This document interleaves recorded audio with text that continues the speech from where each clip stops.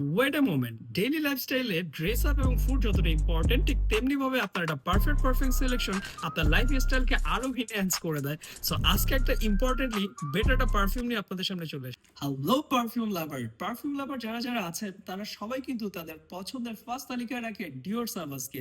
আর এই ডিওর সাবাসের পারফিউমের মতো স্মেল যদি আপনি 3-4 হাজার টাকায় পান তাহলে কেমন হয় ব্যাপারটা বলেন তো।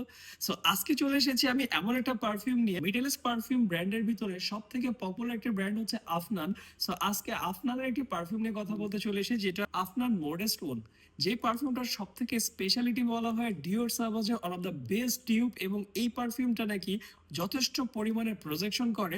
সো এই পারফিউমটা আজকে আমি আনবক্স প্লাস এই পারফিউমটার স্মেলটা আসলে ডিওর সাবাজের মতো কিনা সেটা দেখবো। So let's start it. So এটা আনবক্সিং যদি করে নিই, এটার উপর সাইডটা ধরলে কিছুটা একটা প্রিমিয়াম একটা ফিল দিবে। আর দেখতে কিছুটা এটার পারফিউমের বক্সটা কিছুটা বইয়ের মতো। খোলার সাথে সাথে এখানে ওদের একটা ডিটেলস লেখা আছে কি কি নোটস এটাতে ইউজ করা হয়েছে, top notes, heart notes and base notes. এরপরে চলে যাই যদি বোতলের দিকে, বোতলটা দেখতে যথেষ্ট প্রিমিয়াম, যেটা দেখলে আপনার এক কথায় আপনি মনোমুগ্ধকর হয়ে যাবেন। যথেষ্ট প্রিমিয়াম একটা বোতল, এবং এই বোতলটা যদি আপনার পারফিউমের যে কোনো ক্যাবিনেটে সাজিয়ে রাখেন, যে কোনো পারফিউম থেকে এটাকে আলাদা করবে। সো সবার আগে যে জিনিসটা সব থেকে ইম্পর্টেন্ট সেটা হচ্ছে এই পারফিউমটার কোয়ালিটিটা অ্যাকচুয়ালি ডিওর সাবাজের সাথে যায় কিনা সেটা দেখতে হবে। তার আগে যদি স্প্রে নিয়ে বলতে যাই, স্প্রেটা যথেষ্ট বেটার লেগেছে আমার কাছে, কেননা স্প্রেটা স্প্রে করলে যথেষ্ট ভালো আকারে পারফিউম বের হয়। সো এবার আমার কাছে অ্যাকচুয়ালি প্রথমত হচ্ছে আমি পারফিউমটার স্মেলটা দেখবো। আহ, এটাকে যদি আমি স্প্রে করে নিই, স্প্রে করে নিলাম। আফটার দ্যাট আমার কাছে আছে ডিওর সাবাজের একটা লিকেন। সো এই দুটো পারফিউম আমি স্প্রে করার পরে আমি দেখবো দুটোর মধ্যে অ্যাকচুয়ালি পার্থক্যটা কেমন।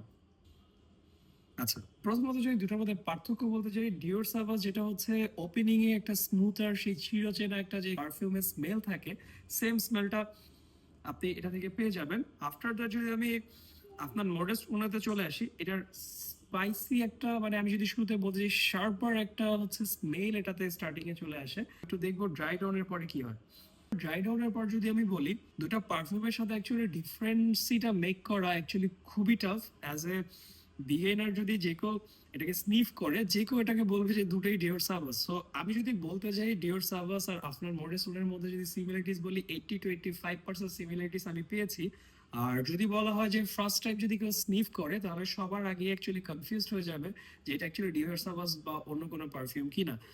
সো যদি বলা যায় যে এটা ড্রাই ডাউনের পরে প্রায় সিমিলার হয়ে যায়, কিন্তু স্টার্টিং এ যদি বলতে যাই আপনার মরেসুনেটা কিছুটা শার্পার একটা স্মেল দেয়, লাইক বার্গামটের স্মেলটা অনেক হার্ডার থাকে।